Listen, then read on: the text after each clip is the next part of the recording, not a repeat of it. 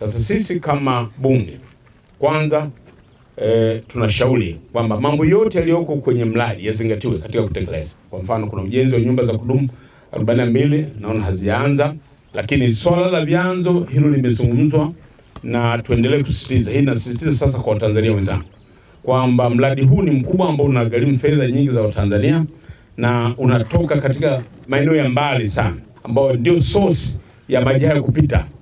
Tuombe wenzetu walioko katika maeneo hayo kwamba bila kulinda vyanzo vya maji, maana yake kwamba mradi huu ambao fedha nyingi tumeweka utakuwa hauna kazi, maana fedha zetu zitakuwa zimepotea.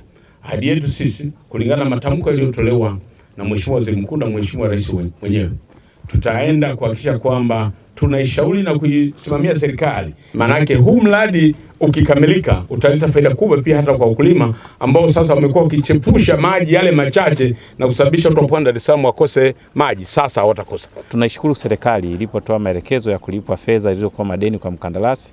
Kiasi cha zaidi ya bilioni 24 kimelipwa ambacho kimewezesha kasi hii sasa kuendelea, na sasa ambavyo kama tunavyoona tuko zaidi ya 47%. Matarajio yetu ni kuhakikisha mradi huu unakamilika ifikapo Desemba mwaka 2026 na ili kuweza kunufaisha upatikanaji wa huduma ya maji. Mahitaji ya Dar es Salaam sasa hivi tumezungumza ni lita milioni 772. Inatarajiwa ifikapo mwaka 2050 kulingana na dira yanaenda mara 3, ni zaidi ya lita milioni 2.1 kwa siku.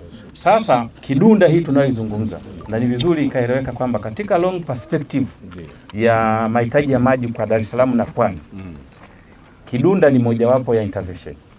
Lakini lazima tufikirie mpango mkubwa wa kutoa maji mto Rufiji kutosheleza mahitaji. Kwa hiyo Kidunda hapa tutafanya, tukishakuwa na uhakika mtambo wetu wa Ruvu Chini kule tutaenda kufanya nako expansion. Tunazalisha lita milioni 270, tutafanya expansion iende lita milioni 360. Mkakati kama bonde ni kuhakikisha kwamba ili bwawa linajaa na linadumu kwa kiwango kilichokadiriwa kwa maana zaidi ya miaka 30. Mikakati kama bonde kwanza ni kutangaza maeneo yote ambako mito hii mitatu inayojaza katika bwawa hili kuwa ni eneo la hifadhi ya bwawa. Kwa hiyo hifadhi ya maji. Kwa hiyo huo ndio mpango wa kwanza. Halikadhalika tumeshaendelea na taratibu mbalimbali. Tumeweka alama za maeneo ya shughuli za kibinadamu kwa maana mita 60, na halikadhalika hili bwawa tupo kwenye hatua za mwisho kulitangaza kuwa eneo la chanzo cha maji kwa ajili ya wananchi na matumizi mengine.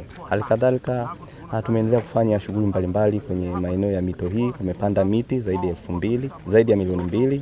Halikadhalika tumejenga mabirika ya kunyweshea mifugo ambapo hivi sasa wananchi wanapata maji na mifugo haiingii kwenye vyanzo vya maji. Watu wa Morogoro tuna faida kubwa na bwawa hili na tuna wajibu wa kulilinda bwawa hili na kuendelea kulinda vyanzo vyetu vya maji. Kupitia bwawa hili tumepata barabara ya changarawe kilomita 75 inayotoka Ngerengere kuja mpaka bwawani.